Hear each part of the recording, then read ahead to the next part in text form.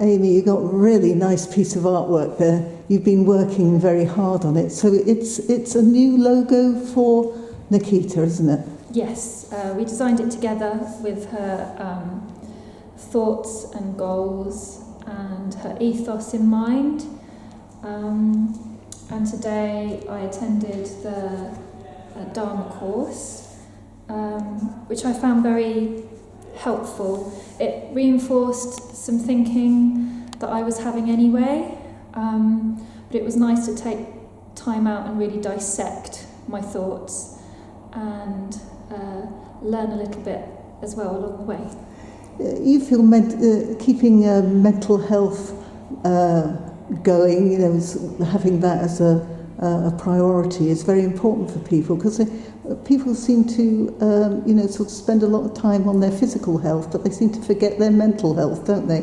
Yes, they do. And I think the last few years I've struggled with my mental health because of my physical health. So I got COVID during the first wave, and I've been suffering from long COVID since then, quite badly actually. And it made me have to change my outlook, my job, my ethos, like everything. It just basically chucked everything in a pot, squidged it around, and then I had to bring something out of that that was a new life for me, a new way of thinking, a new way of dealing with and day to day dealing with the hand that I've been dealt, I suppose. And I've had to do a lot of self-reflection, and actually it would have been lovely if I'd met Nikita earlier.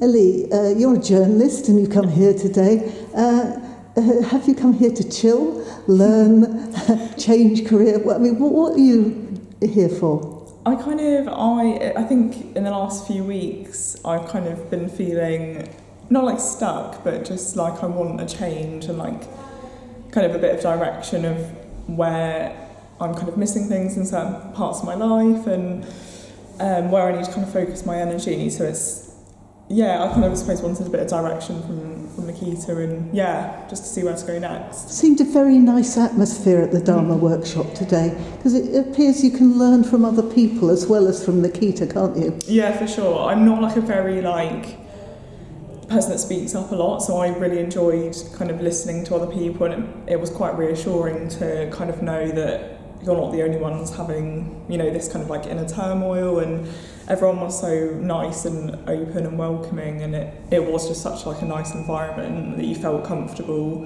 being in. So yeah. And also these limiting self-beliefs that she was talking about.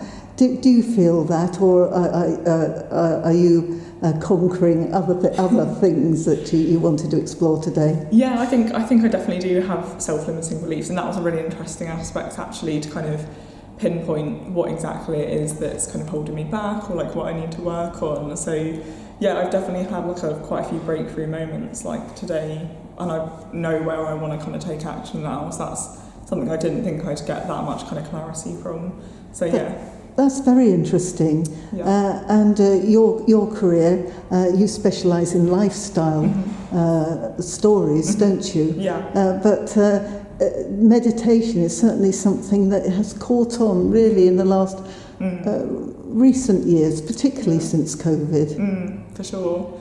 Yeah, I think we've all kind of realised like how important mental health is now, and I think it's kind of having that self-awareness is just so important. And yeah, I think it's just such an amazing tool, and something that I'm so glad is being prioritised and so openly spoken about and so normalised now. I think it's really good. And I also found it fascinating about how we're all governed by other people's opinions, and they seem to matter more than our own thoughts. So what's your view on that? Yeah, it's really interesting. I really liked what Nikita said. I think she said it was like a Hindu phrase where it's like when you point at someone, your fingers are like pointing towards you. So it's like, I suppose, understanding that like, although people can say things to you and you can put blame on them, that there's also like a lot to look at with yourself, and that was just really interesting to me. It's something that's kind of stayed with me now. Well, thank you very much for sharing your views, and hopefully you'll be coming to another workshop of Nikita's again. Yeah, for sure. We're with Pete today, and you've just been to a Dharma workshop, haven't you? I have. What did you think of it? Yeah, I really enjoyed it actually, to be fair. I found it really quite valuable, just to sort of the structure, sort of the questions that were asked, it really sort of brought elements within myself. Nikita really probes about limiting self-belief and all of that sort of thing. Have you encountered that yourself? Yeah, no, definitely. I mean, I think today reaffirmed that I am on the right track with where I want to go. But yeah, I do have some limiting self-beliefs, particularly around money, some self-confidence issues that I need to work on. But yeah, it was good. It was good to explore that actually. It was very, very valuable. So what do you do in your daily life? So in my daily life, I'm a sports massage therapist, but I also deliver meditation courses and events as well. So that's interesting that you come to somebody who does meditation and you do it yourself.